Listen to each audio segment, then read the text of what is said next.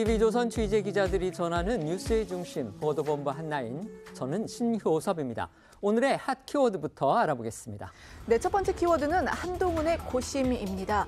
국민의힘 한동훈 비대위원장이 지난 주말 사이 의정 갈등 중재에 나서고 금융투자세 폐지를 공언한 데 이어서 오늘은 저출생 지원 대책을 공약하는 등 중도층 확보 전략에 고심하는 모습입니다. 하지만 의대 교수협은 오늘 이 대화 의지는 확인하면서도 의대 정원 백지화를 전제 조건으로 내거는 등 강경 입장을 고수했습니다. 두 번째 키워드는 이재명의 닭공입니다. 민주당 이재명 대표는 정권 심판론이 유효하다고 판단한 듯 지난 주말 유세에서 무식한 양반들, 대통령이 없는 게 낫다 같은 발언을 통해 대여 공세를 최고 수위로 끌어올렸습니다. 이 과정에서 이 대표는 여당의 경기 분도론을 비판하다 지역 비하 발언이 일자 유감을 표했습니다. 다음 키워드 후보가 없어졌답니다. 민주당이 세종시 갑에 공천한 이영선 후보가 37억 원의 빚을 낀 갭 투자를 해왔고 재산을 당에 허위로 신고한 의혹도 있다며 공천 취소와 제명 결정을 내렸습니다. 이번 조치는 후보 등록 마감 이후에 이뤄진 것이어서 민주당은 강세 지역으로 여겨온 이곳에 후보를 내지 못하는 결과가 됐습니다. 마이크가 유죄, 한동훈 비대위원장과 이재명 대표가 각각 선거법 조항을 어긴 혐의로 형사 고발될 처지에 놓였습니다. 국민의힘은 이 대표가 선거운동 기간 전에 기자회견을 빙자해 마이크를 썼다는 이유로, 녹색정의당과 조국혁신당은 한 위원장이 후보 사무실 개소식에서 마이크를 썼다는 이유로 고발하기로 했습니다. 다음 키워드는 IS의 인증 영상입니다. 러시아 모스크바 공연장에서 벌어진 총격 방화 테러 희생자가 137명으로 늘어났습니다. 푸틴 대통령이 우크라이나 배후설을 주장하고 있는 반면 이슬람국가 IS는 범행 당시 영상을 공개하면서 자신들의 수행임을 거듭 강조했습니다. 마지막 키워드는 잠 못 드는 손흥민입니다. 축구대표팀 주장 손흥민 선수가 불면증에 시달려온 사실이 뒤늦게 재조명됐습니다. 한 영국 매체가 손흥민의 다큐멘터리 인터뷰를 전한 건데 손 선수는 경기가 늦게 끝나면 귀가해도 잠을 못 잘 때가 많았다고 고백했습니다. 선거가 16일 남은 지금 판세를 역전시키기 위한 한동훈 국민의힘 비대위원장의 고민이 큰 듯합니다. 한 위원장, 결국 민생 해법으로 중도층을 공략할 수밖에 없다는 결론을 내린 듯한데요. 그 고심 끝에 나온 행동 가운데 하나가 어제 전국 의과대학 교수협의회와의 전격적인 만남이었습니다. 그리고 어제 오늘 금투세 문제, 저출생 문제 등에 대한 공약도 잇따라 제시했는데요. 먼저 새 국면을 맞은 의정 갈등 사태는 오늘 오전 정부 그리고 의료계의 후속 입장을 통해서 적어도 대화의 작은 물꼬 정도는 트였다는 평이 나옵니다. 물론 아직도 갈 길은 멀어 보입니다. 네, 먼저 오늘 오전 나온 이 정부 입장부터 전해드리면요. 조규형 보건복지부 장관은요, 이 의사 집단행동 관련 중대본 회의를 열고서 어제 전국 의과대학 교수협의회가 한동훈 위원장과 만난 것을 환영하며 빠른 시일 내에 정부와 의료계의 대화 자리를 마련하겠다라고 밝혔습니다. 또 이 의료 공백이 최소화될 수 있도록 의료 현장을 이탈한 전공의의 행정처분, 그러니까 이제 면허 정지를 말하는 건데요. 이 행정처분에 대한 유연한 처리 방안을 국민의힘과 협의해 나가겠다라는 방침입니다. 다만 이 예정된 의대 2,000명 증원 등 이 의료개혁은 차질 없이 완수하겠다라고 강조를 했는데요. 들어보시겠습니다. 정부는 어제 전국의과대학 교수협의회가 국민의힘과 간담회를 갖고 정부와의 건설적인 대화에 나설 준비가 되어 있다고 한 것에 대해 환영의 뜻을 밝힙니다. 정부는 관계부처가 협의하여 의료계와의 대화를 위한 실무 작업에 즉시 착수했으며 빠른 시간 내에 정부와 의료계가 마주 앉아 논의하는 자리를 마련하겠습니다. 그동안 대통령실 2,000명 증원 문제는 물론이고요. 미복귀 전공의들의 이 면허 정지 처분도 강경한 입장을 고수해왔는데 적어도 이 면허 정지 처분에 있어서는 한 발 물러선 듯한 양상입니다.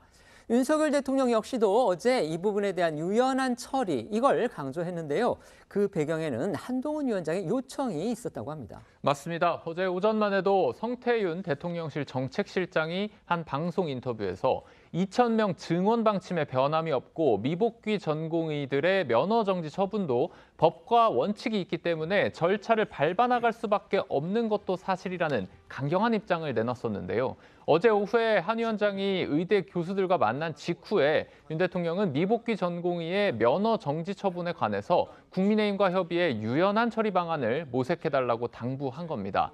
또 윤 대통령은 한덕수 국무총리에게 의료인과 건설적 협의체를 구성해서 대화를 추진해달라 이런 지시도 했는데 대통령실은 윤 대통령이 한 위원장의 요청을 받고 이 같은 지시를 내렸다라고 밝혔습니다. 이 같은 윤 대통령의 입장 변화로 당장 내일로 예정됐던 미복귀 전공의에 대한 면허 정지는요, 일단 유보될 것으로 보입니다. 자, 의료계의 이제 입장이 궁금합니다. 어떻게 반응 보였습니까? 네, 어제 오후 이런 윤 대통령 입장이 나오니까 서울의과대학, 서울대병원 비대위는 이 전공의에 대한 압박 중 일부를 중단한 것, 또 협의체 구성을 제안한 부분은 긍정적 신호로 받아들인다면서 환영의 뜻을 나타냈습니다. 또 한 위원장과 직접 만났던 한국의과대학 교수협의회에서는 의대 정원 증원 철회를 강조하면서 오늘로 예정돼 있는 이 교수들의 사직, 진료 시간 축소는 변함없다라는 입장문을 냈는데요. 다만 정부의 철회 의사가 있다면 모든 현안을 논의할 준비가 돼 있다고 덧붙여서 이 대화의 물꼬는 열어뒀다는 해석이 나왔고요. 특히 김창수 협의회장은 입장문에 이어서 기자회견 열고 정부가 과거보다는 진일보한 제안을 했다고 생각한다고 밝히고 또 의대 교수 사직을 결의한 건 아니다. 이 자발적 사직이 있으면 존중한다는 것이고 유예 기간이 있기 때문에 그 전에 사태가 해결되길 바란다라고 강조를 했습니다. 그러니까 오늘 이제 두 입장이 동시에 나온 겁니다. 입장문이 먼저 발표가 됐고 그 이후에 그 협회장의 기자회견이 있었는데요. 앞서 나왔던 입장문보다는 그 기자회견 내용이 훨씬 유화적인 제스처다. 이런 해석이 가능해 보입니다. 네, 전국의과대학 교수협의회 기자회견도 들어보겠습니다. 정부에서 보도한 바와 같이 협의체 구성이나 혹은 전공의 처벌에 대한 유예의 부분은 과거보다는 조금 진일보한 제안으로 생각을 합니다. 문제는 그 제안의 구체성이나 다루어야 되는 협의체의 내용 등이 자세하게 정리가 되지 않았습니다. 사직서를 제출을 하게 되면 한 달의 유예가 있기 때문에 그때까지는 아마 그분들도 진료를 최대한 하시고 또 그 이전에 이 사태가 해결되기를 진심으로 바라고 있습니다. 다만 김창수 협의회장은 정부가 발표한 숫자의 2,000명 증원 문제는 논의할 수도 없는 사안이라면서 수용 불가능하다라고 덧붙였습니다. 결국 지금까지 나온 이 정부와 의료계 입장들을 정리를 해보면 미복귀 전공의 면허 정지 처분에 관해서는 정부가 먼저 한 발 물러서면서 어느 정도 좀 해결 실마리가 보인 듯 하고요. 의대 정원 증원 문제를 두고는 아직 타협점을 찾지 못하고 충돌하고 있는 것으로 보입니다. 이런 상황에서 국민의힘의 공동 선대위원장을 맡고 있는 인물이죠. 의사 자격증을 갖고 있는 안철수 의원은요. 단계적인 증원 방안, 이걸 제안했습니다. 네, 앞서 그 의료계에서 제안된 안 중에 일부였죠. 그러니까 10년 동안 매년 1,004명씩을 증원하자 이 이제 안을 살펴보면서 안철수 의원은요. 이 단계적으로 늘리는 방안을 책임 있게 논의할 것을 강력하게 촉구한다라고 밝혔습니다. 그러면서 우리 국민이 피해자가 되는 강대강 충돌은 여기서 끝내야 한다라고 호소했습니다. 자, 의정 갈등이 과연 돌파구를 찾을 수 있을지 이 부분 좀 더 지켜봐야 할 그런 상황입니다만 어쨌든지 간에 어제 한동훈 위원장과 의료계의 만남이 이 대화의 단초를 마련한 거 이건 분명해 보입니다. 어제 전격적으로 이루어졌던 그 대화의 막전 막후도 궁금한데요. 소개해 주시죠. 네, 한 위원장과 의대 교수 간의 만남이 처음 알려진 건 어제 오전 선대위 회의에서였습니다. 한 위원장은 직접 오늘 오후 4시경 이 전국의대교수협의회 간부들과 만날 예정이라고 밝혔습니다. 또 박정아 수석대변인은 전국의대교수협의회에서 먼저 만남을 제안하면서 당사로 오겠다고 했지만 한 위원장이 직접 내가 현장으로 가겠다라고 적극 화답해서 신촌 세브란스 병원에서의 간담회가 성사됐다고 덧붙이기도 했습니다.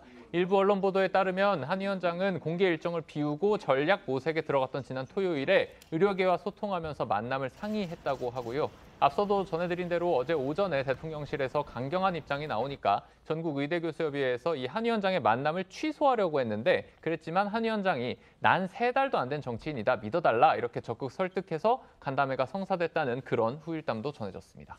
한동훈 위원장 공개 일정도 잡지 않고 전략 모색을 하면서 이제 총선 반전 카드를 고민한 끝에 그 중에 하나로 의정 갈등 중재 이걸 실행에 옮긴 것으로 보입니다.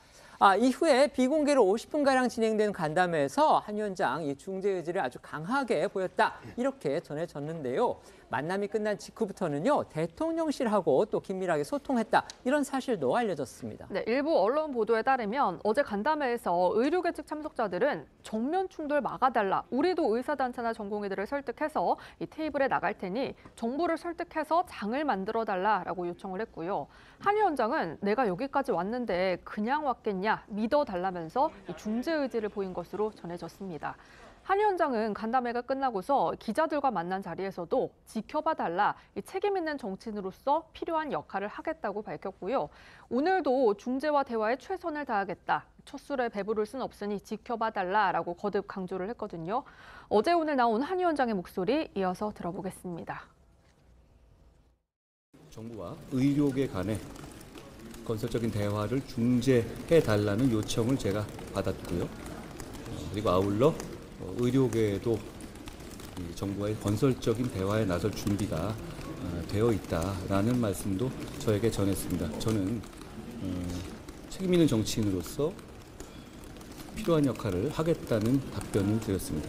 이제 대화의 물꼬가 트인 것이고 국민의 건강이라는 중요한 문제를 앞두고 국민들이 걱정하지 않으시도록 정부가 이 정책을 잘 추진해 주실 것이라고 생각합니다.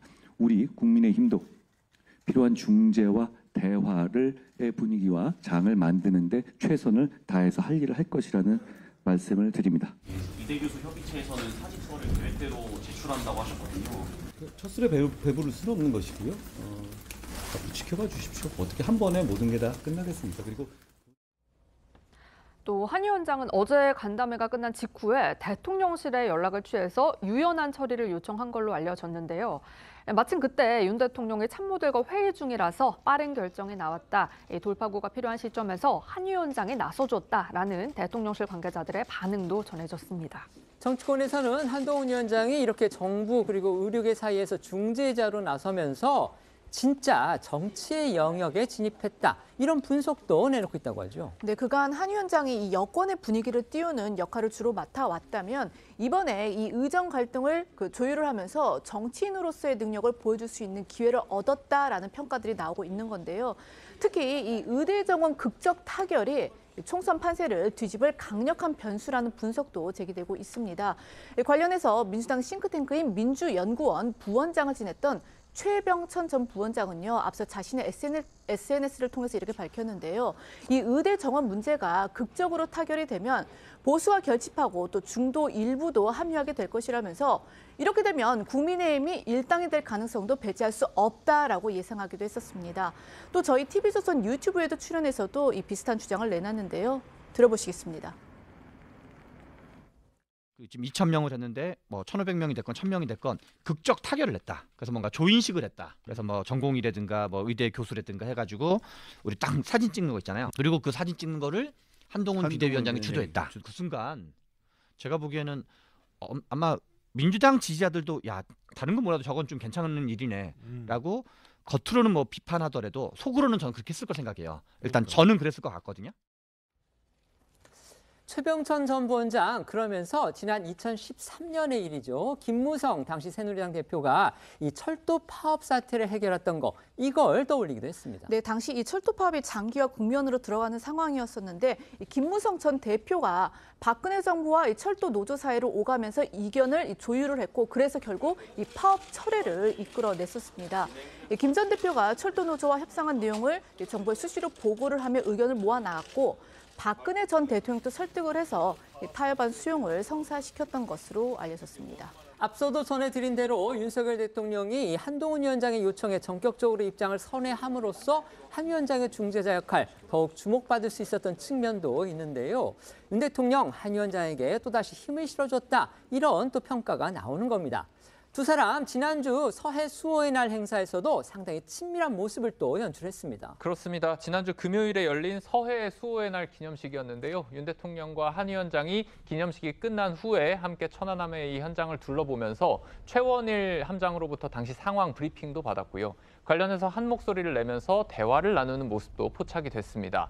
또 윤 대통령을 이 행사를 마치고 차를 타기 전에 한 위원장과 악수를 하면서 어깨를 두드리기도 했습니다. 이어서 윤 대통령이 의료계와 대화에 나선 한 위원장에게 힘을 실어주면서 최근에 제기됐었던 두 사람의 갈등설이 불식될 것이라는 평가가 나옵니다. 서해 수호의 날 윤 대통령과 한 위원장 모습을 영상으로 보시겠습니다.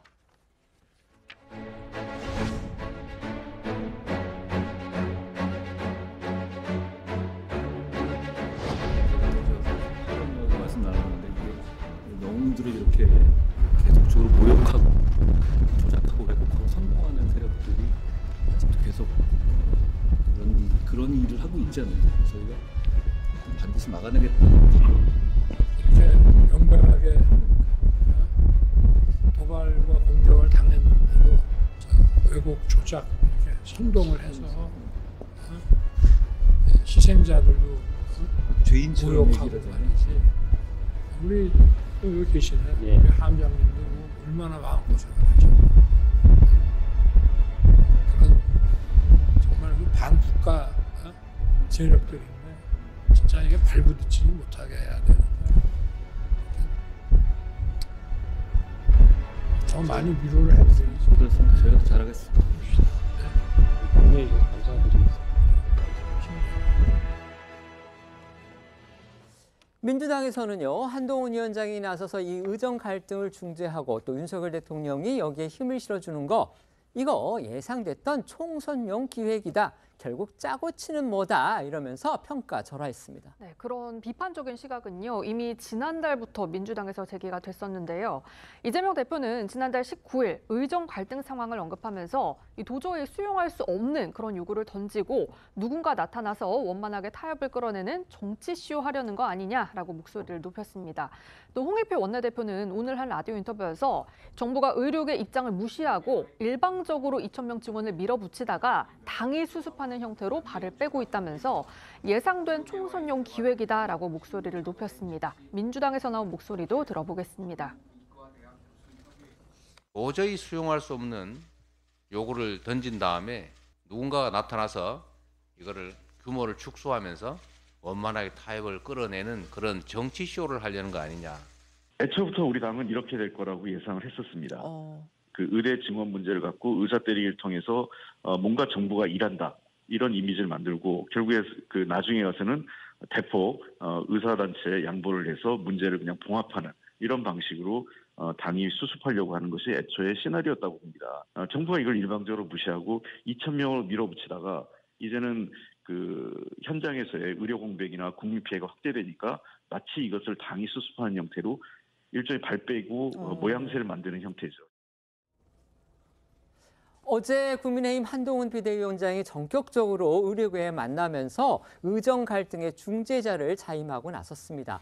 물론 아직 이제 평행선을 달리는 부분이 많습니다. 그래서 갈 길은 멀어 보이죠. 하지만 어떻든 정치적 측면에서 본다면 정치인 한동훈의 정치력이 진정으로 시험대에 올랐다. 이런 평가가 나오고 있는 겁니다. 어떻게 평가하십니까? 우선 이제 지금 민주당에서는 이제 마치 이번 사태가 이제 짜여진 각본이다라고 이야기를 하고 있는데 그렇다면 이 문제가 해결되지 않는 걸 바라고 있는 건지는 모르겠습니다.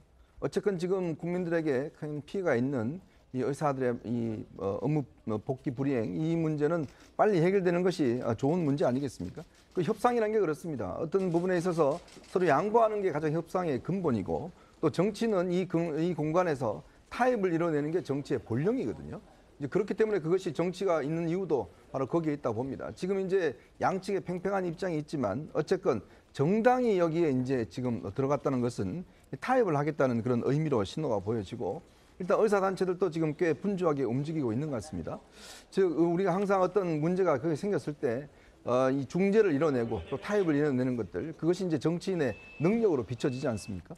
그것이 아마 이제 한동훈 위원장의 첫 번째 떨어진 저는 정치적 과제라고 봅니다. 그동안은 사실은 뭐 이재명 대표 공격이나 이런 것들 주로 했지만 정치의 본령인 이 타협을 잘 이루어낸다 그러면 저는 아마 상승 효과가 굉장히 있을 것이고 지금 남아있는 16일간의 이제 이 선거 기간 동안은 아마 이 문제에 대한 어떤 이 여부가 여당에게는 굉장히 중요한 분수령이 될 것 같습니다. 네. 국민 생명 지키는데 여야가 있겠습니까? 그래서 의사들과 정부하고 이렇게 강대강 대치가 이어지는데 한동훈 비대위원장이 어쨌든 중재자로 나선 거에 대해서는 저희 민주당은 긍정적으로 평가한다고 말씀드리고 싶고요.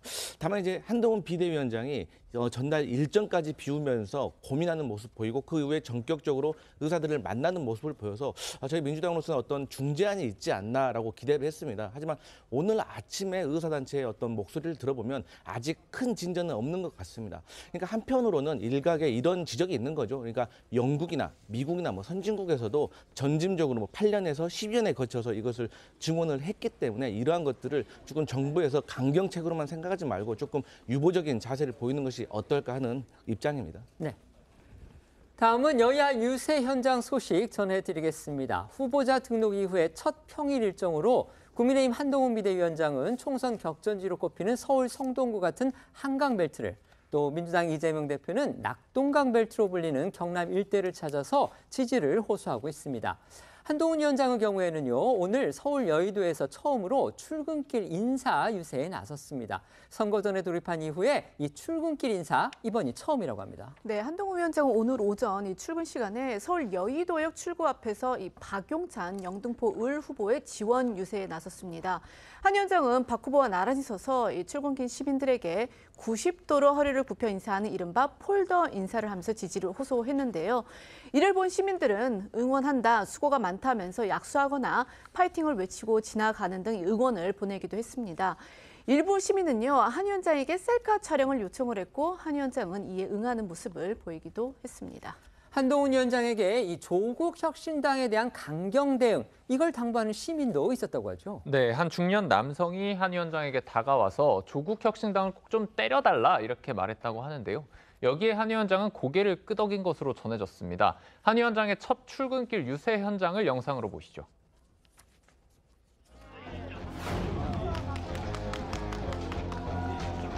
안녕하세요. 반갑습니다. 안녕하세요. 함께 아침 인사 올립니다. 좋은 하루 되세요. 반갑습니다. 한동훈 위원장입니다. 인사 올립니다. 좋은 하루 되세요. 위원장과 함께 인사 올립니다. 좋은 하루 되세요. 반갑습니다. 현장에서는요, 잠시 또 혼란이 벌어졌다고 하는데 어떤 상황이었습니까? 한 위원장이 시민들한테 인사하는 도중에 한 남성이 한 위원장한테 현재 여의도에 있는 산업은행의 부산 이전에 반대하는 항의를 하면서 다가가려다 제지를 당하면서 잠시 혼란스러운 모습이 연출되기도 했는데요. 한 위원장은 산업은행의 부산 이전을 반드시 하겠다는 게 우리 공약이라고 했습니다. 한동훈 위원장 여의도 일정 이후에는 중성동 지역구를 비롯해서 서울 주요 격전지 거리를 돌면서 시민들하고 만납니다. 맞습니다. 먼저 한 위원장은 오늘 성동구의 한양대에서 현장 중앙선대위를 주재했는데요. 키워드는 민생이었습니다. 한 위원장은 이 자리에서 저출생 대책을 추가로 내놨는데요. 지원에 있어서 소득 기준을 폐지하거나 다자녀 기준도 기존 3자녀에서 2자녀로 바꾸고 3자녀 이상 가구에는 모든 자녀의 대학 등록금을 전액 면제하는 그런 대책을 내놓으면서 중도층 표심 공략에 나섰습니다.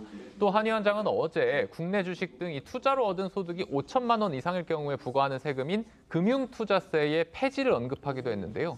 어제와 오늘 목소리를 이어서 듣고 오시죠.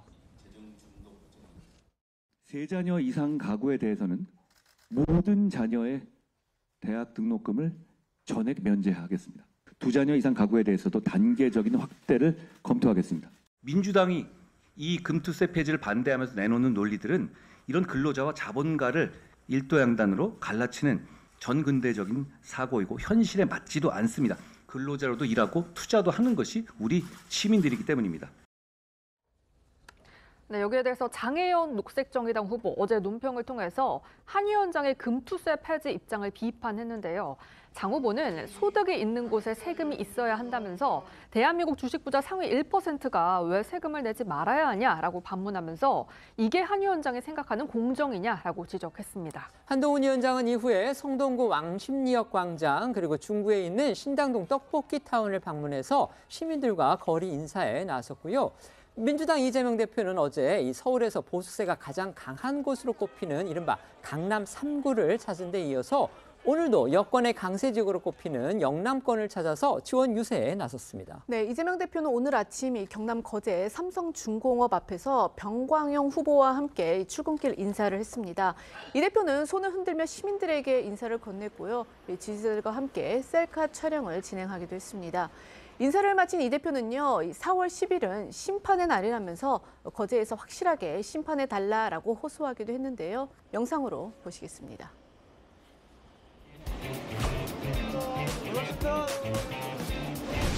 심판해 주시기 바랍니다. 네! 병광용!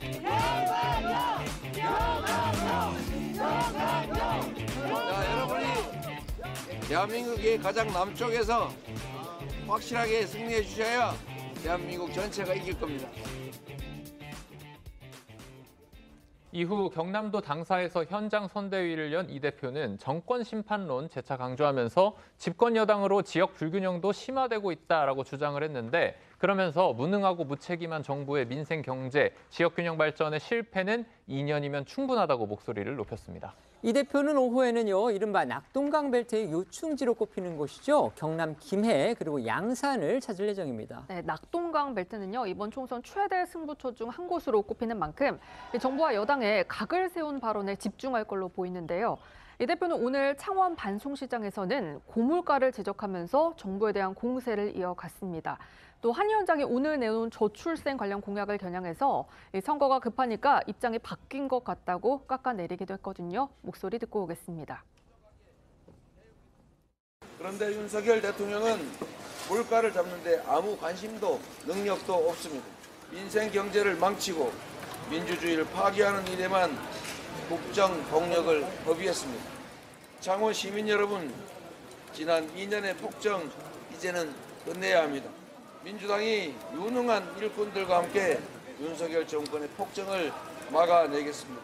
국민의힘 한동훈 위원장이 총선 공약으로 세 자녀 이상 가구 대학 등록금 전액 지원 소득 기준 폐지라든가 각종 지원에서 다자녀 기준을 세 자녀에서 두 자녀로 낮춘다고 했는데 이런 부분들 어떻게 생각하시는지. 지금까지 국민의힘이 계속 반대 입장을 취해오다가 지금 선거가 급하니까 입장이 바뀐 것 같은데 매우 칭찬합니다.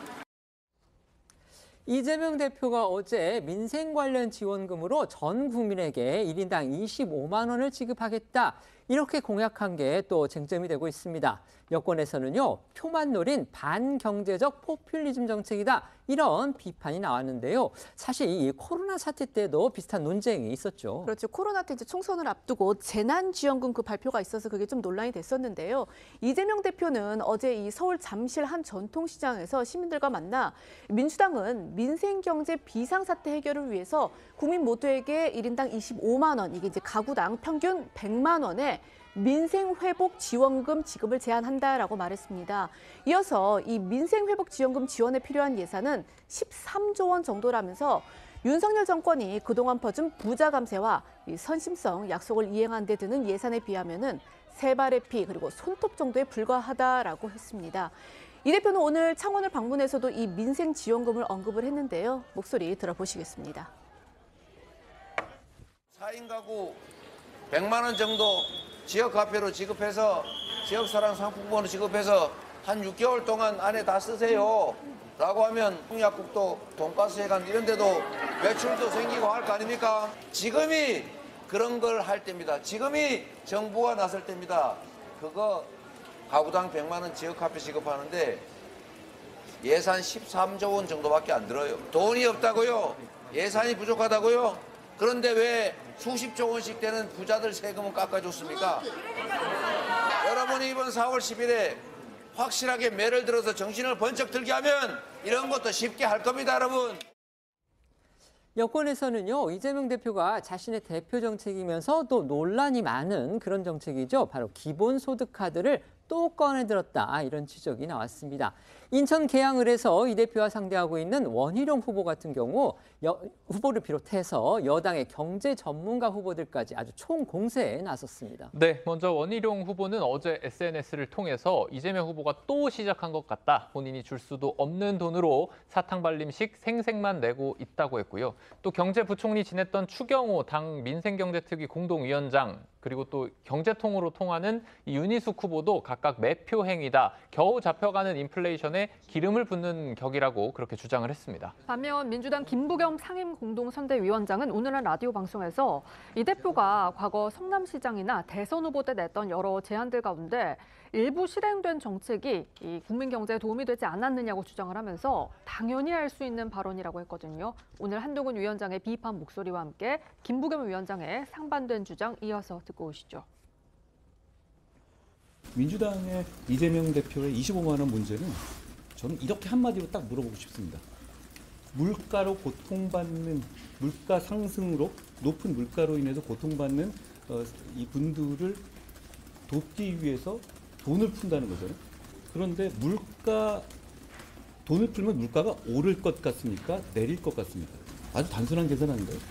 물가를 잡기 위해서, 물가로 인한 고통을 해소하기 위해서 오히려 물가를 상승시킨다?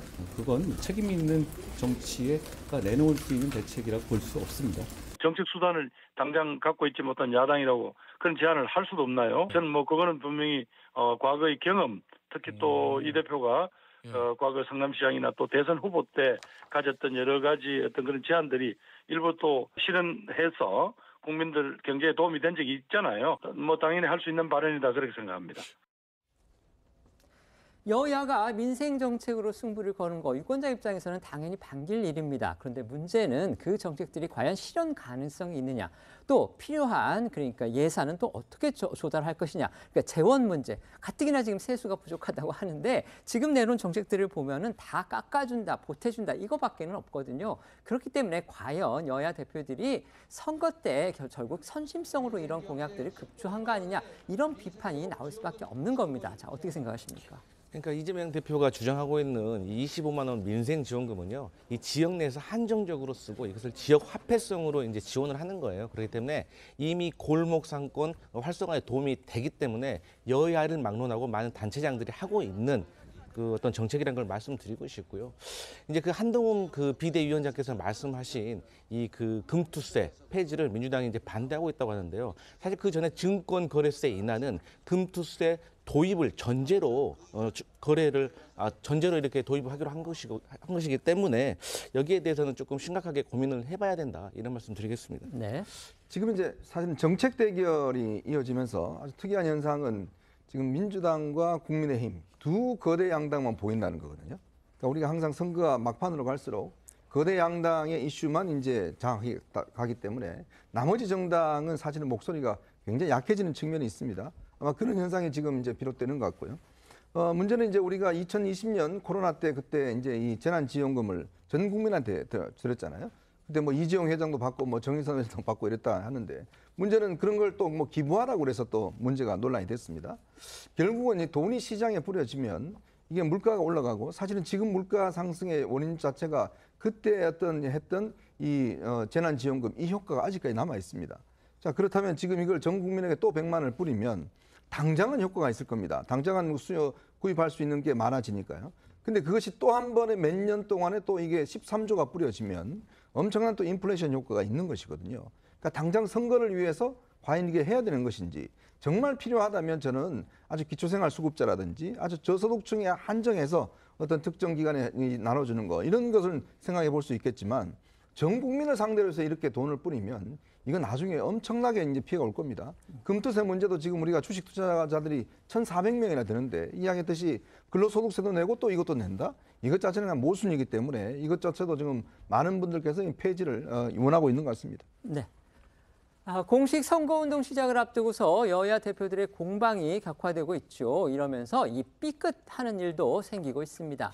연일 초강도의 대여 공격을 퍼붓고 있는 이재명 대표의 경우는요.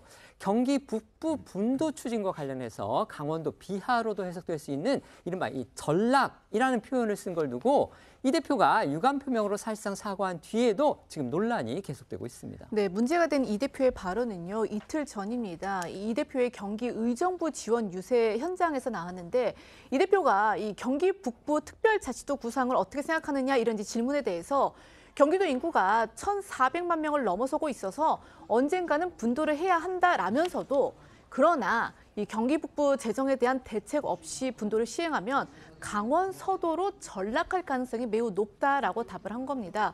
이런 이재명 대표의 발언이 알려지자 국민의힘은 총공세에 나섰는데요. 한동훈 비대위원장은 어제 선대위 회의에서 이 대표의 발언에는 강원도를 비하하는 의미가 포함되어 있다. 그게 아니라면 전락이라는 표현을 쓰지 않는다라고 했습니다. 그러면서 이 대표가 이 강원도가 경기도보다 못한 곳이라는 인식을 가진 것 같다면서 153만 이 강원 특별자치도민에게 사죄를 요구했습니다. 국민의힘의 강원 총괄선대위원장인 권성동 의원, 박정하 강원도당 위원장도 이 대표의 발언을 강도 높게 비판했습니다. 권성동 의원은 이 대표의 발언이 명백한 강원도 비하 발언이라면서 대국민 갈라치기라고 비판을 했고 박정하 중앙선대위 공보단장도 이 대표가 강원도민의 가슴을 후벼 파는 참 듣기 거북한 이야기를 했다. 여야 합의로 만든 강원특별자치도는 그저 표만 얻기 위한 민주당의 꼼수였음이 드러난 것이라고 했습니다. 또 국민의힘의 강원도당은 어제 긴급 규탄대회도 열었는데 도내에 출마한 8명의 민주당 후보들도 강원도를 전락의 대명사로 상징화한 이 대표의 발언에 대해서 분명한 입장을 밝히라고 촉구를 했습니다. 민주당 강원도당은 아직까지 별다른 입장을 내지 않고 있습니다. 이처럼 논란이 커지니까 이재명 대표 결국 표현이 과도했다 이러면서 유감을 표했습니다. 네, 이 대표 어제 서울 송파구 유세 현장에서 자신이 먼저 논란을 언급하면서 유감을 표했습니다. 강원도처럼 재정적으로 어렵고 또 접경지대라서 개발이 어려운 지역이 될 수 있다는 표현을 전락이란 표현으로 좀 과도하게 한 것 같다는 건데요. 관련 발언들 듣고 오겠습니다. 재정 수입은 경기 남부 지역이 압도적으로 높지만 지출은 북쪽이 훨씬 높습니다. 그런데 지금 현재 상태로 재정에 대한 대책 없이 분도를 즉시 시행하면 여러분은 강원 서도로 전락할 가능성이 높습니다. 이재명 대표 발언에는 강원도를 비하하는 의미가 포함되어 있습니다. 그게 아니라면 전락이라는 표현을 쓰지는 않죠. 이 대표는 경기도보다 강원도가 못한 곳이다라는 인식을 가지고 계신 것 같은데 그건 대단히 오만하고 사리에도 맞지 않는 주장입니다. 여기에 대해서 사과해야 한다고 생각합니다. 강원도처럼 재정적으로 어렵고 접경지대여서 정말로 개발이 어려운 지역이 될 수 있다는 표현을 제가 전락이라는 표현에서 과도하게 한 것 같습니다. 제 본의가 아니라는 말씀을 드리면서 유감의 뜻을 표합니다. 이 같은 이재명 대표의 유감 표명에도 불구하고 국민의힘에서는요 공세를 이어가고 있습니다. 여당은 이번 논란이 강원 지역 표심에 영향을 미치기를, 반면 야당은 그걸 차단하기 위해서 안간힘을 쓰는 거겠죠. 네, 국민의힘에서는요 이 대표의 강원도 전락 표현에 대한 공세 선거전 내내 이어갈 걸로 보입니다. 오늘도 한동훈 위원장은 경기 분도에 대한 민주당 내 입장이 오락가락하고 있다면서 이 대표의 전락 표현 재차 공세 소재로 삼았고요. 국민의힘 위성정당 국민의미래에서도 이 진종호 선대본부장의 논평을 통해서 이 대표의 발언은 갈라치기, 지역 폄하 인식에서 비롯된 막말이라면서 이 국민의힘 공세에 힘을 실었습니다. 같은 야권인 녹색정의당에서도 이재명 대표의 사과를 요구하고 나섰습니다. 네, 이효성 녹색정의당 비례대표 후보가요 논평을 통해 강원도 출신의 국회의원 후보로서 작금의 사태에 참담함과 분노를 느낀다. 국민을 비하하고 갈라치기 하는 정치인, 잘못을 제대로 인정하지 않는 정치인은 신뢰받기 어렵다고 이 대표를 비판한 건데요. 정치권에서는 이 대표의 발언이 나온 이 경기 북부와 인접한 이 춘천 선거구가 강원 정치 1번지로 꼽히는 최대 격전지라는 점에서 강원 지역 표심에 어떤 영향을 미칠지 주목하고 있습니다. 오늘 한 위원장의 목소리를 추가로 들어보시겠습니다. 김동연 지사는 적극 추진한다고 했고 이재명 대표는 반대라고 했고 김민석 상황실장은 이 대표 발언 하루 만에 또 반대가 사실이 아닌 것처럼 말하고 있습니다. 경기 분도에 대한 민주당의 갈팡질팡과 오락가락 행보가 도를 넘어선 겁니다. 이건 그냥 얼마나 실천력이 뒷받침되지 않는 말의 향연인지를 그대로 보여주는 겁니다. 한동훈 비대위원장의 발언 중에서도 또 야권이 발끈할 만한 그런 대목이 있었습니다. 바로 야당의 선거운동 유세 관련한 움직임을 깽판이다 이렇게 표현을 한 거기 때문에 그게 또 도마 위에 오른 건데요. 시작은 민주당 정책을 비판한 한 위원장의 발언이었는데 이재명 대표 그걸 아주 강하게 또 되받았습니다. 네, 어제 이 한동훈 위원장은요. 선대위 회의 참석 전에 기자들과 만나서 민주당은 여러 위원회를 두고 있는데 이 모든 정책과 위원회가 결국 다 정부를 끝장내자, 난장판을 치자, 깽판 치자 이런 이야기밖에 없다라고 했습니다. 또 이어진 회의에서도 이 민주당 선대위에 대해서 이 민주당 선대위는 모든 걸 심판하자는 것뿐이라면서 모든 걸 갈아엎자, 망가뜨리자 이게 이제 위원회가 사실상 전부다라고 이제 비판을 이어간 건데요. 이후 이재명 대표는 기자회견 현장에서 이 한동훈 위원장의 깽판 발언에 대한 기자의 질문을 받고선 한 위원장이 직접 그 깽판이라는 발언을 했는지 되물었습니다. 그리고 그러고 나서는 이 동일한 언어로 답을 하겠다며 깽판을 치고 있는 건 민주당이 아니라 국민의힘이다라고 반박을 했는데요. 이 두 사람의 목소리 들어보시겠습니다. 민주당의 모든 정책 결국은 다 정부를 끝장내자, 난장판을 치자, 깽판 치자 이런 류의 얘기밖에 없습니다. 저희는 그래서는 안 된다. 그런 혼란이 있어서는 나라가 전진할 수 없다는 점을 설명드리면서 깽판을 쳤다 그래요? 제가 동일한 언어로 답을 드리도록 하겠습니다. 지난 2년간의 정부 여당이 깽판을 쳤습니다. 지금도 깽판을 치고 있는 것은 민주당이 아니라 국민의힘입니다. 누가 깽판을 치는지는 국민들이 삶의 현장에서 체감해서 판단하실 겁니다. 이처럼 여야 대표들의 발언 수위가 높아지면서 당 안팎에서는 우려의 목소리도 나오고 있습니다. 민주당의 경우에는요. 주말 유세에서 나왔던 이 대표의 외교안보 관련 즉흥 발언 여파 이걸 주시하는 모양새입니다. 네, 최근 이재명 대표는 유세 과정에서 외교안보와 관련된 즉흥적인 것으로 보이는 발언들을 쏟아내고 있는데요. 이를 두고 야당 일각에서는 이 대표가 반중 정서를 자극하고 있다 이러면서 설화 리스크를 우려하는 목소리도 나오고 있는 것으로 전해집니다. 문제의 발단은 지난 22일이었습니다. 이 대표가 충남 당진에서 중국과 대만의 관계를 거론하면서 왜 중국을 찝쩍거리냐, 씨에씨에, 그러니까 고맙다고 하면 된다고 말한 게 알려지면서였습니다. 씨에씨의 발언 뭐였는지 들어보시겠습니다. 가장 크게 망가뜨린 게 뭐냐? 외교입니다. 우리나라 최대 흑자국가, 수출국가 중국이 지금은 최대 수입국가가 돼버렸어요. 중국 사람들이 한국 싫다고 한국 물건을 사질 않습니다. 왜 중국을 찝쩍거려요? 그냥 쎄쎄. 대만에도 쎄쎄. 이러면 되지. 뭐 자꾸 여기저기 찝쩍거리고 무슨 양안 문제 우리가 왜 개입합니까? 중국과 대만 국내 문제가 어떻게든 우리가 뭔 상관 있어요? 이재명 대표, 중국과 대만 문제가 우리와 무슨 상관이 있느냐 이렇게까지 말을 했는데요. 국민의힘은 물론이고요. 외교 국방 전문가들도 지적을 하고 있습니다. 네, 우선 한동훈 위원장은요. 지난해 이 대표와 싱주한 중국 대사의 이 만찬을 언급했습니다. 당시 싱 대사가 우리 정부를 겨냥해서 중국 패배에 베팅했다가는 나중에 후회한다면서 거의 협박에 가까운 발언을 했지만 한마디도 반박도 하지 못했던 게 이 대표다라고 꼬집은 건데요. 그러면서 한 위원장은 민주당의 대중국 굴종 의식을 다시 한번 확인했다고 했고요.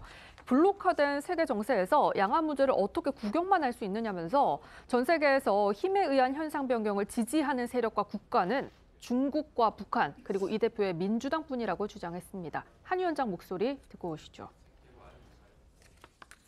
이재명 민주당 대표의 소위 말하는 씨에씨에 발언으로 민주당의 대중국 굴종 인식이 다시 한번 확인됐습니다.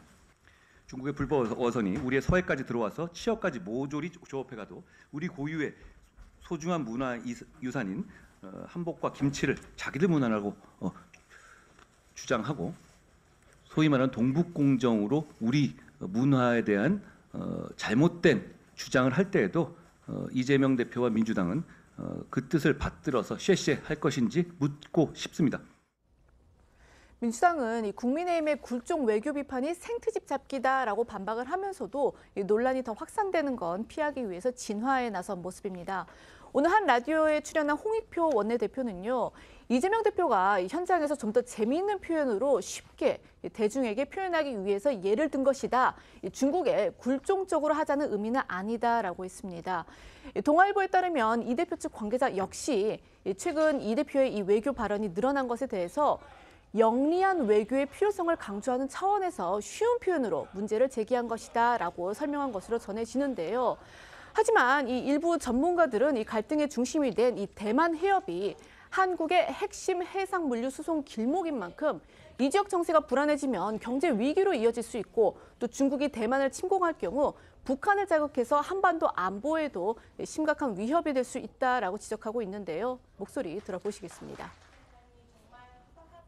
야당 대표도 우리랑 관계없다 이렇게 얘기하는 거는 전체적인 흐름을 주말 사이 논란이 된 이 대표의 발언들 더 있습니다. 포천 유세 현장에서는요, 시민들을 향해서 연천군으로 이사를 가라 이렇게 얘기했습니다. 네, 먼저 포천 시민들을 향해서 연천군으로 이사를 가라고 한 이 발언은요. 이 대표가 경기지사 시절에 핵심 정책 중에 하나로 진행했던 농촌 기본소득을 언급하면서 나온 것으로 보입니다. 이 대표는 이사 발언에 앞서서 연천군 청산면은 인구 소멸 지역이라서 이 청산 면민들에게는 15만 원씩 지급이 된다. 그래서 청산면 인구가 늘어나고 있다라고 했고요. 현장에서 별다른 반응이 나오지 않자 잘 모르시는 모양이라면서 청산면으로 이사를 가라고 했습니다. 그러자 현장에서는 웃음소리와 함께 한 여성이 안 된다, 포천이 좋다라고 외치는 목소리도 나왔는데 이런 발언이 알려지자 포천 가평의 국민의힘 김용태 후보는 포천 시민표를 얻어보겠다고 지원 유세를 와서 한다는 말이 옆 동네인 연천으로 이사를 가라는 말이냐면서 부디 야당 대표라는 지위에 맞게 품격 있는 언사를 갖추라고 비판했습니다. 서로에 대한 공세 수위가 높아져서 이 감정적 대립도 지금 격해지는 모양새죠. 이에 따라서 여야의 고발전도 또 이어지고 있습니다. 국민의힘은 이재명 대표가 기자회견을 빙자해서 마이크를 사용했다. 또 야권에서는 한동훈 위원장이 마이크를 들고 불법 선거운동을 했다. 이렇게 주장을 하면서 지금 고발을 예고하고 나섰습니다. 네, 이제 무슨 말이냐면 공직선거법에 따르면 오는 28일 이 공식 선거운동이 시작되기 전에 단순 육성으로 선거 관련 의견을 전달하는 건 가능하지만 확성장치, 그러니까 이제 마이크를 이용해서 선거운동을 하는 건 불법입니다. 한 위원장과 이 대표가 이 시민들이 몰린 유세 현장에서 지지 발언 등을 할 때 마이크나 확성기 없이 말하는 것도 바로 그 이유 때문이죠. 저희가 방송에서 보여드린 그 이재명 대표 영상에서 혹시 기억하실지 모르겠습니다. 이 대표가 연설하기 전에요. 선거법 확인했느냐? 이렇게 여러 차례 실무진에 확인하는 모습도 보였습니다. 네, 이게 이제 다 마이크 때문인데 그런데 이제 국민의힘은 이재명 대표가 기자회견을 핑계로 해서 마이크로 선거 유세를 해서 이 확성장치 사용 금지 규정을 어겼다 이렇게 이제 지적하고 있는 상황입니다. 실제로 이재명 대표가 최근에 전국을 돌면서 마이크를 든 채로 정권 심판론 주장을 하고 있죠. 그런데 이 대표는 마이크 사용이 허용되는 기자회견 형식으로 정책 설명을 하면서 정권 심판론을 하고 있기 때문에 문제가 되지 않는다는 해석 도 나오고 있기는 합니다. 하지만 국민의힘의 중앙선대위 클린선거본부는요. 공지문을 통해서 이재명 대표가 다수의 군중을 모아놓고 현장 기자회견을 빙자한 꼼수 마이크를 사용했다고 지적했습니다. 그러면서 이 대표를 공직선거법 위반 혐의로 오늘 오후 2시에 검찰에 고발하겠다고 밝혔습니다. 국민의힘은요. 이재명 대표가 이 비례정당 후보의 지지 발언을 한 거 이것도 선거법 위반이다. 이렇게 주장하고 있습니다. 네, 국민의힘은요. 지난 23일 이 대표가 경기 포천시에서 민주당의 위성정당인 더불어민주연합 비례대표 24번 서승만 후보를 옆에 세워두고 24번까지 당선시켜야지요 라고 말한 걸 문제 삼았습니다. 당시 모습부터 함께 보고 오겠습니다.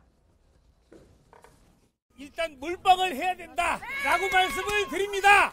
오늘은 포천 시민 여러분 만나서 간단하게 줄게요. 음악은 없으니까 다 같이 저 따라하시면 됩니다. 몰빵 몰빵 몰빵 몰빵 몰빵 감사합니다. 3번 네. 더불어민주연합 비례 24번 서승만이었습니다. 24번까지 당선시켜야죠. 네, 비례대표 후보 선거운동 할 수 있느냐 없느냐는 간단하게 말씀드리면 총선 출마 여부가 중요합니다. 총선에 출마한 후보자는 공직선거법에 따라서 다른 정당이나 다른 정당 소속 후보자를 위한 선거운동 할 수 없는데요. 아시다시피 이재명 대표 인천 계양 을에 후보 등록한 상태라서 이 더불어민주연합의 선거운동을 하면 안 됩니다. 국민의힘은 바로 이 점을 지적하고 있는 건데요. 이 대표가 자신이 총선 후보자인데도 이 민주연합이라는 법적으로 엄연히 다른 이 정당의 후보를 위한 선거운동을 했다면서 이게 이제 선거법 위반이다라고 지적을 하고 있는 겁니다. 그러면서 이 민주당 스스로도 지역구 후보자가 다른 정당의 비례 후보를 지원할 경우 선거법 위반이 될 수 있음을 공지한 바 있다라면서 국민들도 이해하기 어려운 기형적 선거 제도를 만들어 놓고 현행 법률까지 위반했으므로 책임을 묻지 않을 수 없다라고도 했습니다. 야권인 녹색정의당 그리고 조국혁신당은 한동훈 국민의힘 비대위원장을 고발하겠다 이렇게 또 예고하고 나섰습니다. 역시 마이크를 이용해서 불법 선거운동을 했다. 이런 또 혐의를 말하고 있습니다. 그렇습니다. 녹색정의당과 조국혁신당은요. 지난 21일 한 위원장이 윤재옥 국민의힘 원내대표 선거사무소 개소식 등에서 마이크를 써서 지지 발언한 것을 문제 삼았습니다. 김수영 녹색정의당 선임 대변인은 서면 브리핑에서 한동훈 위원장 행위가 명백한 선거운동이다. 유사 사건들을 보면 연설의 전체 취지에서 특정 후보자 지지 의도가 확인된 모두가 유죄 선고를 받았다라고 얘기를 했고 배수진 조국혁신당 대변인도 논평에서 한 위원장은 윤재옥 후보 선거사무소 개소식에서 민심을 거부하고 있는 민주당을 심판해야 된다라는 하면서 지지를 호소했다. 그리고 22일 장동혁 후보 선거사무소 개소식에서도 장동혁을 다시 국회에 보내달라라고 하기도 했다라고 지적을 했는데 관련한 한 위원장의 발언을 듣고 오시죠. 왜냐하면 우리는 이번 총선을 반드시 이겨야 합니다. 이재명 대표는 자기 죄로 감옥 가지 않으려고 이겨야 하는 것이고 우리는 대한민국을 지키기 위해서 이겨야 하는 겁니다. 민심을 거부하고 있는 민주당을 심판해야 합니다. 장동혁을 다시 국회로 보내주십시오. 장동혁이 막아낼 수 있습니다. 녹색정의당은 잠시 후인 2시에 한동훈 위원장을 공직선거법 위반 혐의로 고발할 계획입니다. 제3지대의 상황도 살펴보겠습니다. 조국혁신당이 어제 선대위를 공식 출범을 했습니다. 조국 대표가 직접 위원장을 맡았고요. 그런데요, 이 선대위 명칭에 불꽃이 들어갑니다. 현 정권을 태워버리겠다 이런 의미라고 하는데요. 참 여권으로서는 무척 거북스러울 듯 싶습니다. 네, 말씀하신 것처럼 조국혁신당은요. 어제 이 선대위를 공식 출범하고 조국 대표를 상임 선대위원장으로 선임을 했습니다. 먼저 조국 대표의 목소리 들어보시겠습니다. 파란 불꽃은 우리 조국혁신당의 상징입니다. 불꽃은 가장 뜨거워졌을 때 붉은색을 넘어 파란색을 띱니다. 파란 불꽃 선대위는 윤석열 검찰 독재 정권을 하얗게 태워버린 가장 뜨거운 파란 불꽃이라는 의미를 담고 있습니다. 조국 대표가 이처럼 대정권 선명성을 강화하면 할수록 민주당은 더욱 신경이 쓰일 겁니다. 바로 야당 강성 지지층의 향배 때문인데요. 민주당 김부겸 상임선대위원장이 오늘 그 속내를 드러냈습니다. 정부 견제 면에서는 민주당과 조국혁신당 우당 관계지만 단기간의 정치 정세로 볼 때는 분명히 구분하는 게 좋겠다. 이렇게 말했습니다. 네, 김부겸 위원장은 어제 이 경남 창원에서 기자회견을 열고 조국 혁신당과 관련해서 선명성을 바라는 유권자들도 그쪽에 더 주목하는 것 같다라고 말을 했습니다. 그러면서 이 조국 혁신당은 윤 정부의 독선, 독주 견제 측면에서는 우당 관계가 맞다. 그러나 이 단기간 정치 정세를 볼 때 이 문제를 분명히 구분하는 게 좋겠다면서 이 민주당과 더불어 민주연합에 대한 지지를 호소를 했습니다. 오늘 또 한 라디오에 나와서요, 이 조국 혁신당에 대해서 이 민주당과 비례대표 의석수를 두고 경쟁하는 관계라면서 총선 직후 통합 가능성을 낮게 보기도 했습니다. 선거 전 이제 계속 격해질 수밖에 없고요. 또 감정적으로 여야가 그만큼 부딪히는 그런 상황이 될 겁니다.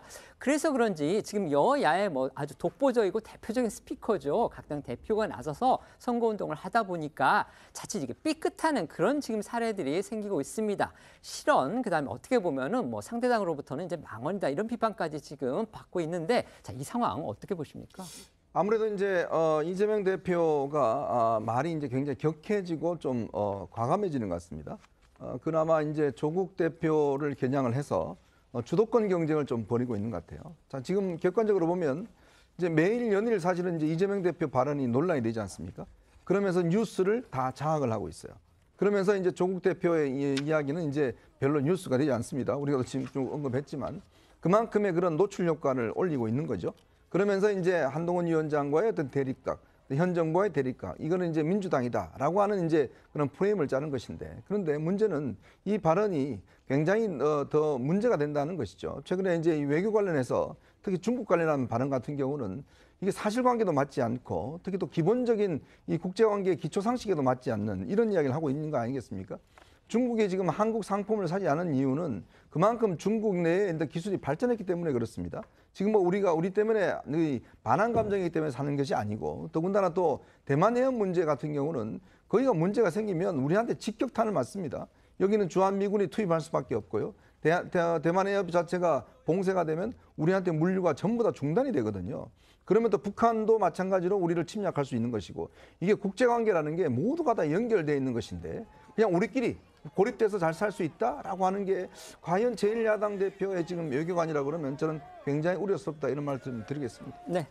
이재명 대표는요, 우리 정부가 외교를 할 때 좀 더 중의적인 표현, 추상적인 표현으로 혹시 모를 어떤 리스크에 대해서 테러를 만들어 놓는 어떤 그런 발언에 대해서 좀 지적을 한 거고요. 이게 어쨌든 이재명 대표가 어떤 대중연설을 하는 과정에서 지지자들에게 환호를 받고 또 환호를 이끌어내기 위해서 말을 하다 보면 실언을 할 수도 있는 거거든요. 그래서 과유불급이기 때문에 이러한 것은 자제를 해야 된다. 그리고 이제 선거법과 관련해가지고 서로 양당이 고소, 고발을 하고 있는데, 사실 이재명 대표 같은 경우는 형식의 문제, 한동훈 비대위원장 같은 경우는 내용의 문제가 있는 것 같은데, 이러한 것들은 사실 양당이 서로를 비난할 자격이 있는지에 대해서 한번 자문을 해봐야 되고요. 22대 국회에서 한번 이런 어떤 문제에 대해서 깊이 협의를 해야 할 필요가 있다, 이런 말씀 드리겠습니다. 네.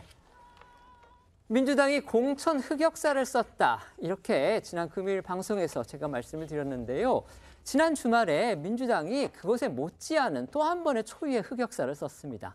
부동산 갭 투기 의혹을 숨기고 당에 거짓 재산 보유 현황을 제출했다, 이런 이유로 세종갑에 공천했던 이영선 후보의 공천을 취소하고 제명까지 한 겁니다. 후보 등록 마감 이후에 공천이 취소되는 바람에 민주당은 결국 이 지역에 무공천을 한 셈이 돼버렸습니다. 네, 민주당에서 세종갑 후보였던 이영선 변호사의 공천을 취소한 건 지난 토요일 밤이었습니다. 이미 후보 등록이 마감된 이유였는데요. 이 때문에 이영선 변호사 공천이 취소되면서 민주당은 이 세종갑 후보를 무공천하는 결과가 됐습니다. 후보가 없는 거죠. 민주당 측은요, 이 제보를 받고서 윤리 감찰을 벌인 결과 이 후보가 다수의 주택을 보유하고 갭 투기 의혹까지 있어서 공천을 취소했다라고 밝혔는데, 이 선관위에 신고된 이 변호사의 부동산은요, 배우자 소유분 등을 포함해서 아파트 4채, 오피스텔 6채, 상가 1채 등 총 38억 원대에 이르는데, 이 민주당 내부 경선 당시에는 아파트 2채와 상가 1채만 당에 신고를 한 것으로 알려졌습니다. 여기에 이 부동산 재산이 총 38억 원에 달하는데 채무가 37억 원이 돼서 이건 결국 대출을 받아서 부동산을 매입해서 이 보증금으로 다른 부동산에 재투자하는 이 갭 투기 아니냐, 이런 이제 의심까지 받고 있는 상황입니다. 이 변호사 공천 취소에 대한 민주당 측의 설명 들어보시겠습니다. 이 후보는 공천 검증 과정에서 다수의 주택을 보유하고 갭 투기를 한 의혹이 있음에도 재산 보유 현황을 당에 허위로 제시하여 공천 업무를 방해하였음이 선관위 재산 등록과 당 대표의 긴급 지시에 따른 윤리 감찰을 통해 밝혀졌습니다.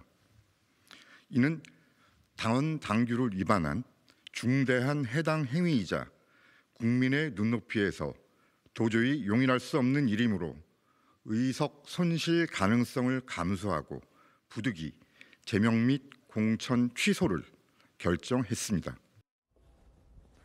공천이 취소된 이영선 변호사는 이번 의혹과 관련해서 본인은 몰랐다, 또 이렇게 해명을 했다고 하죠. 네, 배우자가 자신도 모르게 투자했고 나는 공천받고 재산을 신고하는 과정에서 뒤늦게 알았다, 이게 해명이었는데요. 하지만 이 변호사가 대표적 인권 민생 옹호 단체인 민변에서 민생경제위원회 소속으로 활동을 하면서 이 민생 변호사를 자처해온 데다가 민주당 대전시당의 전세사기 대책 TF 단장을 맡았었습니다. 여기에 자문 변호사로 활동을 하면서 부동산 관련 정책에 공을 들여왔다는 점을 감안하면 이런 해명 자체가 설득력이 떨어진다는 비판이 나오고 있습니다. 뭐 다 아시다시피 후보 등록이 끝나고 나서 공천을 취소하는 거는 정말 보기 드문 일입니다. 당으로서는 이제 한석을 그냥 날려버릴 수도 있는 일이기도 하기 때문인데요. 결국 후보 검증을 했던 민주당에게 화살이 돌아갈 수밖에 없게 됐습니다.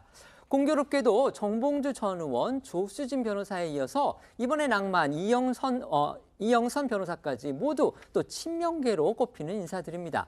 비명 행사에 치중하느라 정작 친명 후보들에 대한 검증은 부실했고 소홀했다는 지적이 지금 야당 안팎에서 제기되고 있는 겁니다. 네, 이영선 변호사는요, 대선 때 이재명 대표 법률 특보를 지냈고요. 이 대표 배우자 김혜경 씨 낙상 사고 당시 허위 사실 유포에 대한 형사 고발을 주도한 인사기도 합니다. 이 때문에 당내에서는 대표적인 친명계 인사로 꼽히는데요. 친명계 인사들 연이어 낙마하면서 당 안팎에서는 친명계란 이유로 검증에 안일했던 거 아니냐 이런 지적도 나오고 있습니다. 이에 대해 민주당 측에서는 이영선 변호사 낙마와 관련해서 후보 검증 단계에서 이 부동산 소유 현황 서류를 제출받지만 후보 본인이 직접 써서 내는 거라서 이 사전 검증이 쉽지 않았다는 입장인데요. 선관위 제사한 서류는 후보로 등록된 뒤에야 공개가 되는데 그런 시스템을 악용한 사례라는 겁니다. 이영선 후보의 공천을 박탈한 이재명 대표. 팔 한쪽을 떼어내는 심정이다. 이렇게 말했습니다. 네, 이재명 대표는요, 이영선 변호사가 이 당과 국민에게 용서받지 못할 죄를 지었다면서 이 팔 하나를 떼어내는 심정으로 공천 취소를 결정했다라고 밝혔습니다. 하지만 이 공천 과정에서 검증이 부실했다라는 비판에는 당의 검증 제도상 한계가 있었다면서 이번 경험을 계기로 해서 법 개정을 통해 후보의 이 재상 상태를 검증 가능하도록 이 제도 개선을 해야 한다라고 주장을 했고요. 또 민주당은 투기를 일삼는 후보들을 마구 공천하는 국민의힘과 다르다면서 여당에게 화살을 돌리기도 했습니다. 들어보시겠습니다. 이 당이 검증을 제대로 못한 것도 있습니다만 현 제도상의 한계 때문에 검증을 할 수가 없습니다. 당으로서는 제출된 게 왜 있는지를 조회할 방법이 없어요. 안정적으로 이길 수 있는 지역에 공천을 취소한 것은 참으로 위험하고도 참으로 안타까운 일입니다. 그래서 정말로 팔을 하나 떼내는 심정으로 고통스럽고 안타깝지만 무공천하는, 공천을 철회하는, 그리고 제명하는 조치를 취했다는 점을 말씀드립니다. 어쨌든 앞선 두 공천 백지화 사례와 달리 이영선 변호사의 경우는요, 의혹이 언론에 알려지기 전에 민주당이 선제적으로 대응하는 그런 모양새가 됐습니다. 네, 민주당이 의석수 하나를 포기할 수도 있는 상황까지 감수하면서 선제적으로 공천 취소에 나선 건 당의 재산을 거짓 신고한 것보다 갭 투기 의혹이 불거진 점을 더 심각하게 봤기 때문인 것으로 보입니다. LH 사태 이후로 부동산 투기 문제가 수도권을 비롯한 이 여론에 가장 민감한 사안인 만큼 논란이 커지기 전에 신속하게 처리한 거라는 지적입니다. 민주당은 이 변호사에 대해서 업무방해 등 추가 법적 대응도 검토하겠다는 입장인데요. 이뿐 아니라 앞으로도 거짓말이나 막말 등 논란이 불거진다면 읍참마속할 수밖에 없다고 김부겸 공동선대위원장이 경고하기도 했습니다. 들어보시죠.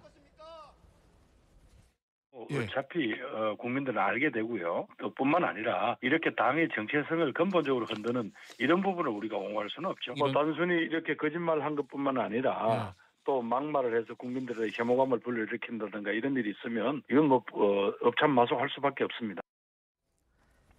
후보 등록 마감 시한에 걸려서 민주당이 세종갑에 결국 이제 후보를 내지 못하는 그런 상황이 되면서요. 가장 황당해하고 또 어떻게 보면 참정권 행사 면에서 정치적 피해까지 본 사람들, 바로 이 지역의 민주당 지지 유권자들일 겁니다. 세종갑 지역의 판세도 영향을 받을 것으로 보입니다. 이 세종갑 지역은요, 전통적으로 민주당 강세로 분류된 곳이었습니다. 하지만 민주당 이영선 변호사가 낙마하면서 국민의힘 류재화 후보, 또 민주당을 탈당한 뒤 지역구로 옮겨온 새로미래 김종민 후보 양자 대결로 치러지게 됐는데요. 국민의힘과 새로미래 양측 모두 이번 사태에 실망한 민주당 지지층의 표를 얼마나 흡수할 수 있을지가 관건이 될 걸로 보입니다. 이런 가운데 민주당에서는요, 공천 취소로 민주당 후보가 사라진 세종갑에서 여당인 국민의힘보다는 제3지대 당선이 낫다라는 취지의 발언이 나와 눈길을 끌었는데요. 홍익표 원내대표 발언 들어보겠습니다. 우리가 한석을 잃더라도 이것은 과감하게 쳐내는 것이 전체 선거에서 당에 대한 신뢰, 그리고 우리 당이 어떤 전세 사기라든지 또는 부동산에 대한 투기에 대한 단호한 당의 입장을 보여준 것이 필요하다고 판단했기 때문에 어쨌든 김종민 후보를 저희가 민다 이렇게 말씀드릴 수는 없지만 어쨌든 그 국민의힘이 아닌 다른 후보를 선택하는 것이 우리가 그래도 가장 나은 선택 아니냐 이렇게는 얘기할 수 있겠죠. 여권에서는 민주당이 이영선 변호사 공천을 취소한 것을 두고서 또 집중 포화를 쏟아내고 있습니다. 네, 국민의힘은 논평을 통해서 이영선 변호사가 이 전세 사기 피해자 자문 변호까지 한 사실을 지적하면서 부도덕한 민주당의 현 주소다라고 비판을 했습니다. 오늘 국민의힘 윤재욱 원내대표도요, 이 조국 사태 이래 위선과 파렴치의 또 다른 정점을 보여주고 있다면서 이번 공천 취소를 비판을 했습니다. 또 이재명 대표가 이 여당이 투기를 일삼는 후보들을 마구 공천했다 이렇게 이제 지적을 한 것을 두고는 구체적 근거 제시 없이 여당을 물고 늘어졌다라고 날을 세웠는데요. 윤 원내대표의 발언 들어보시겠습니다. 이 정도의 투기를 일삼는 후보를 마구 공천한 국민의힘과 우리의 충정을 비교해 주시기를 부탁드린다고 말하시면서 구체적인 근거를 제시하지 않고 우리 당을 물고 늘어졌습니다. 자기 잘못에 대해서 국민께 참된 사과를 할 능력조차 없는 정당으로 보입니다. 전세 사기 대책을 하는 민생 변호사를 자처하면서 뒤로는 갭 투기를 일삼은 반민생 변호사라고 생각됩니다. 민주당은 공천을 두고서 여당을 향한 역공도 시도하고 나섰습니다. 성범죄자 변호 논란으로 낙마한 조수진 변호사, 좀 더 정확히 표현하면 성범죄자 피해자는 2차 가해 논란이었죠. 이 조 변호사를 의식한 듯 민주당에서도 관련 의혹이 불거진 여당 후보들을 또 정조준했습니다. 네, 대표적인 인물이 국민의힘에서 대전 서구 갑에 공천받은 조수현 후보입니다. 민주당 강민석 대변인은 서면 브리핑에서 조수현 후보는 지적장애가 있는 여중생을 집단 성폭행한 대전판 도가니 사건의 변호인을 맡았던 인물이라고 지적을 했습니다. 그러면서 가해자를 옹호하고 2차 피해를 가한 행위들을 용인하지 못한다던 한동훈 비대위원장의 말이 새빨간 거짓이라고 비판을 했는데요. 민주당 측이 지적한 내용은 2010년 벌어진 사건입니다. 조 후보가 공동대표 변호사로 있던 법무법인에서 수임을 해서 가해자 측을 변호했던 것으로 알려졌는데 앞서 사건을 맡았던 것이 논란이 되니까 조수현 후보 측은 누구나 변호를 받을 권리가 있다면서 조 후보가 합의서를 법원에 제출하는 역할만 했다라고 해명한 바가 있었습니다. 민주당은 조수현 후보 외에도 김상욱, 구자룡, 유영하 후보 등의 이 성범죄 변호 이력을 언급하면서 국민의힘의 공천 철회를 요구했습니다. 이영선 변호사의 공천 취소 제명 어떻게 보십니까? 네, 저희 민주당이 후보자를 제대로 못 거는 거에 대해서는 두말할 필요 없이 잘못한 거죠. 100번 사죄해야 되고요. 다만 이제 이 선거구가 254개가 있고 뭐 최소 한 지역구에 5명만 후보로 나선다고 하더라도 700~800명이 되는 여러 후보가 있기 때문에 현실적으로 서약서만 받고 또 검증을 세세하기 어렵다는 현실적인 문제가 있습니다. 그럼에도 불구하고 저희 민주당이 언론이라든지 상대 후보에서 이의 제기하기 전에 먼저 공천을 취소했다는 점을 좀 평가를 해주시길 바라고요. 어쨌든 이러한 문제에 있어서 예비 후보자의 어떤 서류 제출 이런 것을 조금 22대 국회에서는 체계화시키고 검증을 제대로 할 수 있는 좀 제도를 마련해야겠다 이런 말씀 드리겠습니다. 네, 감사합니다.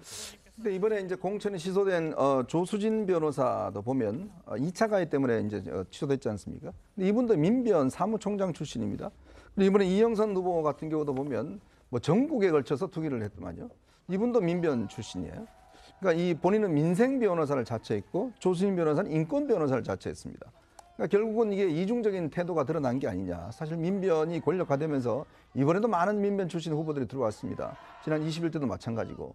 과연 민변이 어떤 단체일까? 겉으로는 민생, 인권을 이야기하면서 실제로 보면 전국적인 투지, 2차 가해성, 이 변론 뭐 이런 것들 해왔는데 모르겠습니다. 지금 이 두 사람만 그런 거 모르겠지만 앞으로 아마 이 후보들 중에서도 꽤 이런 사례가 있을 것 같은데 아마 국민들이 제대로 된 선택을 해야 될 것 같습니다.